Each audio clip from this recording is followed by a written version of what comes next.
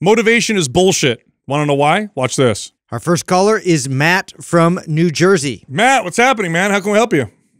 Hey guys, how's it going? Very appreciative to be on the show. Thanks so much for having me. Really quickly, just wanted to say thanks to you guys. You know, I'm a newly certified trainer. I just got certified last week, actually, and wow. Yeah, being able to learn from you guys and your experience has been huge. So thanks a lot for that. Appreciate it. You got it. Awesome, great, man. Yeah, and so my question comes more on the soft side of training and specifically with motivation. So I was wondering if you guys had any strategies that you use for clients or friends or loved ones who you've seen are a little bit more sensitive than other people, or who have, you know, given up relatively easily on their fitness goals. And to build on that, a further question is, if you've had clients or people who have been struggling with mental health issues like anxiety and depression, how does that kind of factor into your dieting, your programming, and your coaching in general? Well, there's definitely two there. Let's address the first one. The motivation one. Yeah, the motivation one. You grab him by the shoulder, shake him real hard, tell him to win. Shake the shit out of him. No, you wanna meet them where they're at, right? And as a good coach and trainer can kind of see that, and it's going to be this huge spectrum, right, of like each individual, like where they're, and that might look. Sal tells it a story. He hasn't told it in a while, but he's told it at least 100 times on this podcast of his client that he got to read like 1 page a day on nutrition, who like refused to eat more like that. Like, he finally distilled it down to that. Said, "Can I get you to commit to just read 1 page?"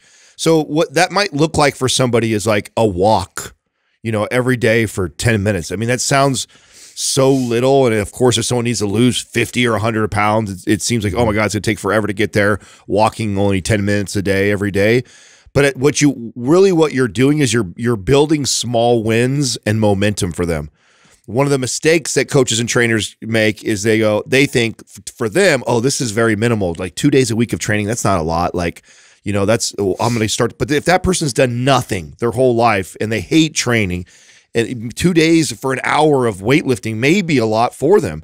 So maybe it's like a couple exercises and a walk. Like, so you learning to get a good read on your people and kind of see where they're at. And you're always better off starting way easier and less than thinking you're right on target and overreaching a little bit. Because what we're trying to do is we're trying to build those small wins so we can build momentum. It's like, oh, right, Susie, it's been 3 weeks in a row, and every day you've got out and you did your 10-minute walk. I'm so proud of you. You're kicking ass. I'm so happy. How's your energy feel? And you're talking back to them, and you're building them up for getting those wins. And now, okay, now that we got that, let's try and add these 2 exercises that I think are going to be tremendous for you. And you just, so as a new trainer, I think it took me a long time to figure that out. I always felt like, first of all, I thought walking was a waste of time.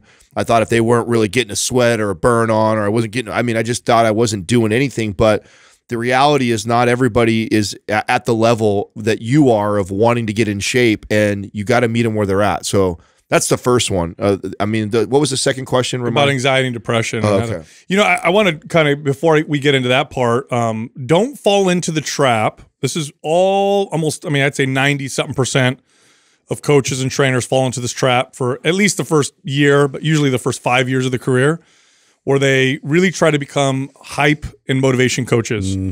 Don't fall into that trap. It is a failing strategy. Now, it's fun at first, because especially if you're convincing and fit and good looking and energetic, and you're like, oh my God, I just got this person so excited about working out, and they love all of a sudden working out 5 days a week. And what you'll find is everybody's going to fall off. Everybody will burn out. Your success rate will be 0 long term. You'll get people in shape for, you know, a few months, 6 months maybe, but then you'll lose them. So forget the motivation and hype. Focus on behaviors and discipline.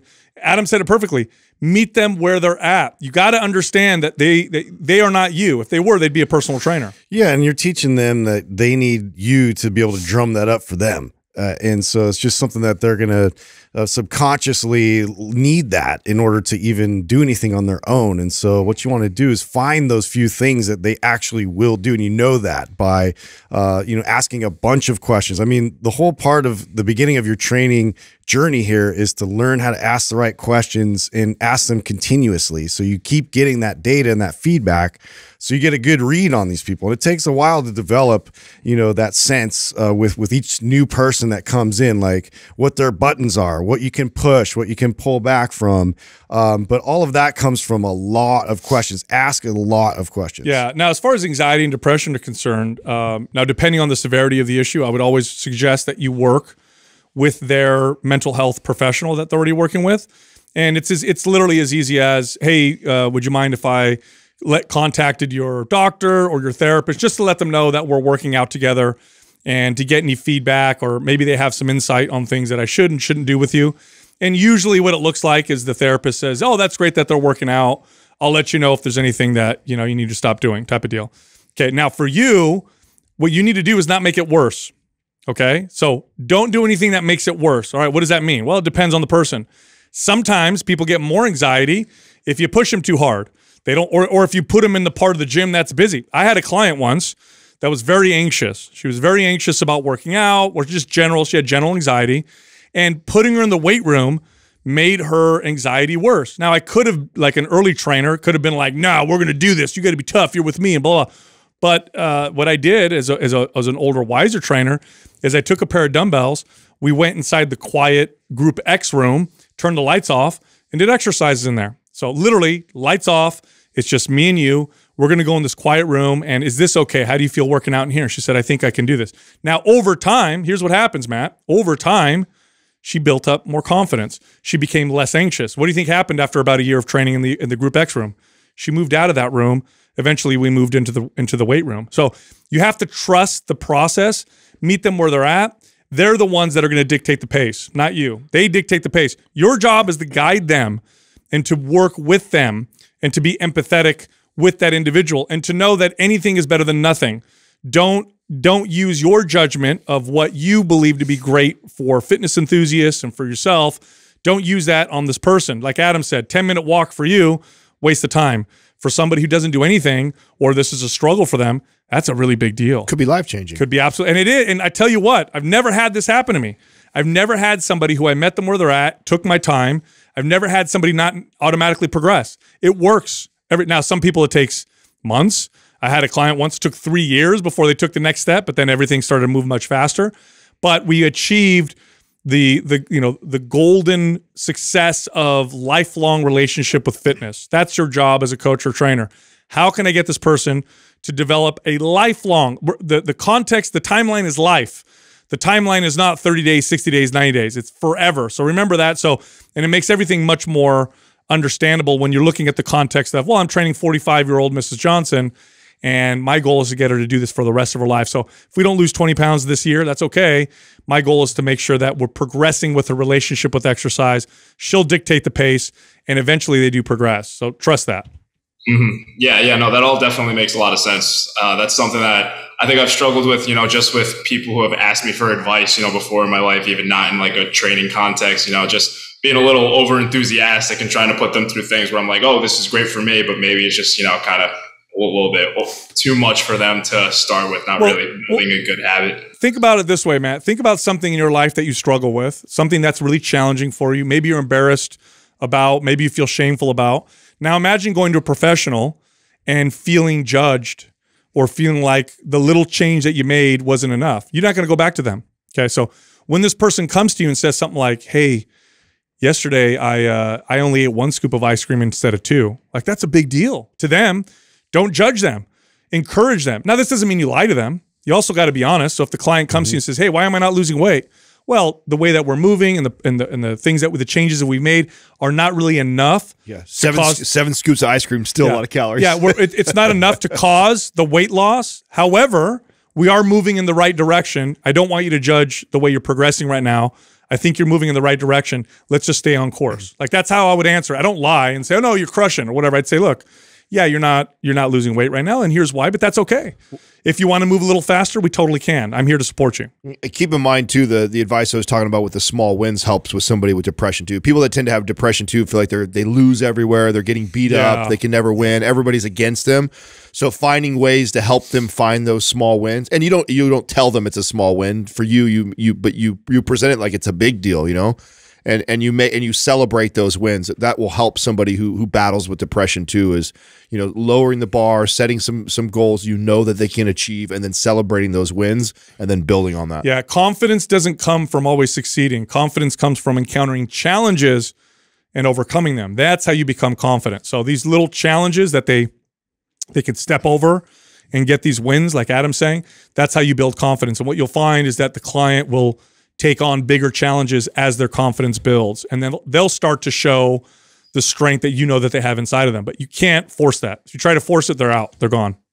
Yeah, and that sounds familiar to, I think I watched an episode you guys were talking about recently about, you know, somebody, you know, losing a ridiculous amount of weight in a small amount of time. That's not really a goal you want to push them. You kind of want to make like those small little milestones for them to keep building, so they also keep that motivation going as they get to that final goal. So yeah, that all makes a lot of sense to me. Thanks. That's right. All right, Awesome, man. Matt. Thanks for calling in, bro. Oh, by the way, Matt, you're a new trainer. Do you have MAPS Prime and Prime Pro?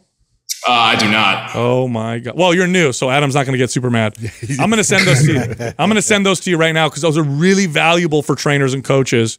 Those 2 programs right there, you'll be able to take from and apply to probably every client that you train. So I'll send that to you. Oh, that's amazing. Thanks so much. Appreciate it. You got it, Matt. Good luck, man.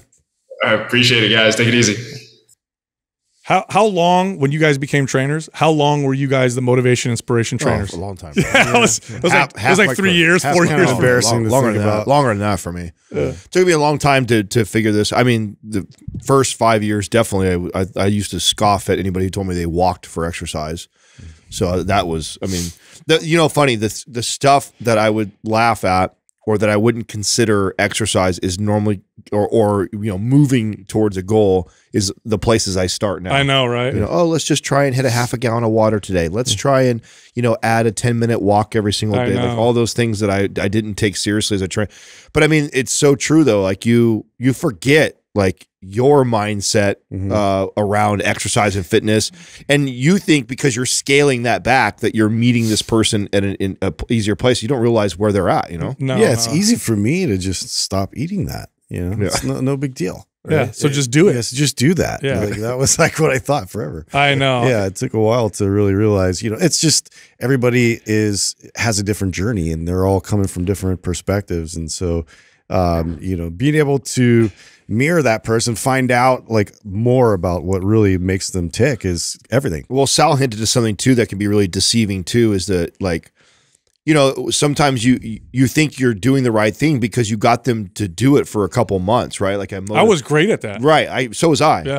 Like I was full. What I was really good at was bringing that energy. Oh yeah, right. Taking that client that may be a little depressed or down or didn't really want to be the gym, and like, yeah, you're here to see me. This is artificial. They're all just feeding off that artificial energy. And you come see me 3 days a week, and they tell me how much they like seeing me, and we're seeing results in the gym, and it's like, what I don't realize is like this is so overwhelming for them, like. And if they don't have me, they're probably not going to continue doing this. And so I was stuck in that for a long time. Yep. And this is why the part of the fitness space that I roll my eyes at the most is the hype motivation. Yes, you know?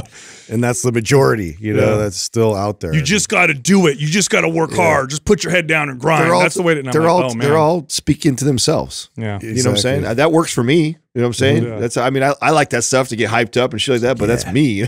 Got this. Yeah.